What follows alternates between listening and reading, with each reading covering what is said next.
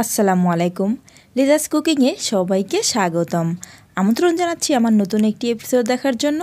আজকে আমি তৈরি করব ভীষণ মজার একটি টিফিন আইটেম রেসিপি। আশা করি আমার আজকের রেসিপিটি আপনাদের কাছে ভীষণ ভালো লাগবে। আর ভালো লাগলে আমার চ্যানেলটি সাবস্ক্রাইব করে ফ্রেন্ডস অ্যান্ড ফ্যামিলির সাথে শেয়ার করবেন। আর পাশে থাকা বেল বাটনে ক্লিক করে রাখবেন আমার পরবর্তী ভিডিওর নোটিফিকেশন পাওয়ার জন্য। আর ভিডিওটি দেখা শুরু করার আগে অবশ্যই একটি লাইক দিয়ে তারপর দেখা শুরু করবেন। তো এর জন্য আমি এখানে নিয়েছি 2 পিস ব্রেড। আর এই ব্রেড দিয়ে আজকে আমি এই টিফিনগুলো তৈরি করে দেখিয়ে দিচ্ছি। এখান থেকে 1 পিস ব্রেড আমি নিয়ে নিচ্ছি। এবার মাঝখান থেকে আমি কিছুটা করে ব্রেডগুলোকে ছিঁড়ে নিচ্ছি। আপনারা চাইলে কিন্তু এই কাজটা কোনো কুকি কাটার দিয়েও করে নিতে পারেন। আমি হাত দিয়েই সহজভাবে আপনাদেরকে করে দেখিয়ে দিচ্ছি যেন কুকি কাটার ছাড়াই আপনারা এই কাজটা করে নিতে পারেন। আমি 2 পিস ব্রেড নিয়ে এভাবে স্কোয়ার শেপ দিয়ে নিচ্ছি। তো খুব সহজেই কিন্তু স্কোয়ার শেপ দিয়ে নেওয়া হয়ে গেছে। আর বাচ্চাদের টিফিনের জন্য একটু ভিন্ন ধরনের কোনো কিছু করে দিলে কিন্তু বাচ্চারা ভীষণ খুশি হয়। তো আমি 2 পিস ব্রেড এক সমান করেই স্কোয়ার শেপ দিয়ে নিয়েছি। এবার এখানে একটি ডিম ভেঙে নিচ্ছি। আর আজকের এই টিফিনটাকে আমি এই ডিম দিয়েই তৈরি করব। আর ডিমটা কিন্তু অবশ্যই নর্মাল টেম্পারেচারের হতে হবে। ফ্রিজে থাকলে অবশ্যই 20 মিনিট আগে ফ্রিজ থেকে বের করে রেখে দিতে হবে। এবার এই ডিমটাকে সরিয়ে নিচ্ছি। এবার একটি মিক্সিং বল নিয়েছি। আর এখানে নিয়ে নিচ্ছি 2 টেবিল চামচ পরিমাণ বাঁধাকপি, নিয়েছি গাজর কুচি 2 টেবিল চামচ পরিমাণ, পেঁয়াজ কুচি নিয়ে নিচ্ছি 2 টেবিল চামচ পরিমাণ। এখানে 2টি কাঁচামরিচ আমি কুচি করে নিয়েছি। যেহেতু এই রেসিপিটা বাচ্চাদের, সেজন্য একটু ঝালটা কম দেওয়াই ভালো। অ্যাড করে দিচ্ছি ধনিয়া পাতা কুচি 2 টেবিল চামচ পরিমাণ। আর লবণ দিয়ে দিচ্ছি স্বাদ মতো। এবার এখানে অ্যাড করে দিচ্ছি গরম মশলার গুঁড়ো 1/4 চা চামচ। আর এই গরম মশলা গুঁড়োটা কিন্তু অবশ্যই দিতে হবে, এতে কিন্তু এর টেস্টটা 1000 গুণ বেড়ে যাবে। এবার একটু ভালো করে মিক্স করে নিচ্ছি। মিক্স করে নেওয়ার পর এবার এখানে ডিমটি দিয়ে দিচ্ছি। ডিমটাকে দিয়ে এবার এই সবজিগুলোর সঙ্গে ভালো করে মিক্স করে নিচ্ছি। আর এই ডিম দিয়ে ভালো করে মিক্স করে নেওয়ার পর এটা কিন্তু আর খুব বেশি সময় রেখে দেওয়া যাবে না, সঙ্গে সঙ্গে কিন্তু টিফিনটাকে তৈরি করে নিতে হবে। মিক্স করে নেওয়া হয়ে গেছে। এদিকে চুলায় একটি প্যান বসিয়ে তেল দিয়ে তেলটাকে গরম করে নিয়েছি। এবার এখান থেকে এই তেলের মধ্যে একটি ব্রেড ছেড়ে দিচ্ছি। এবার এখান থেকে ডিম এবং সবজির মিশ্রণটাকে আমি এই ব্রেডের উপরে দিয়ে দিচ্ছি। এর জন্য আমি এখান থেকে 1 চামচ পরিমাণ এই সবজি এবং ডিমের মিশ্রণটা নিয়ে মাঝখানটাতে দিয়ে দিলাম। এবার এই ফাঁকা জায়গাটার মধ্যে চেপে চেপে এটাকে ভরে দিতে হবে। আর অবশ্যই কিন্তু এই কাজটা খুব সুন্দরভাবে করতে হবে। তো আমি খুব ভালো করে ভরে দিয়েছি। এবার আমি আরও একটি ব্রেড নিয়ে ওই ব্রেডটার উপরে এভাবে একটু চেপে চেপে দিয়ে দিচ্ছি। এতে করে খুব সুন্দরভাবে সেট হয়ে যাবে। আর এই পর্যায়ে কিন্তু চুলার আঁচটা লোতে রাখতে হবে।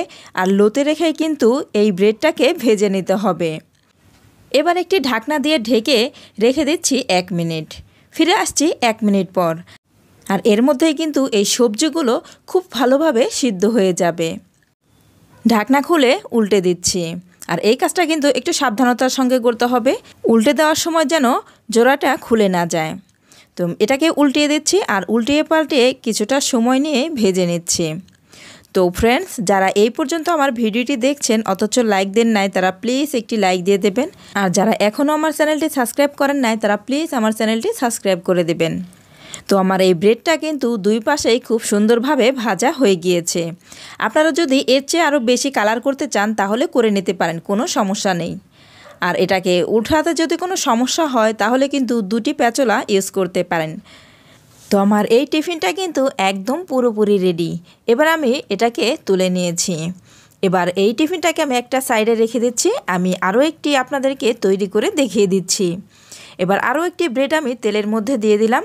এবার এখান থেকে আমি সেই সবজি এবং ডিমের পুরটা নিয়ে ভিতরে দিয়ে দিচ্ছি। আর এটাকে আমি একটু অন্যভাবে করে নিচ্ছি। এটার উপর দিয়ে আমি পুরোটাই এই সবজি এবং ডিমের পুরটা দিয়ে ঢেকে দিচ্ছি। এতে করে পুরোটাই একদম সবজি এবং ডিমের মিশ্রণে ঢেকে যাবে। এতে করে এটা খেতে ভীষণ ভালো লাগবে। এবার আরও একটি ব্রেড দিয়ে আমি ঢেকে দিলাম।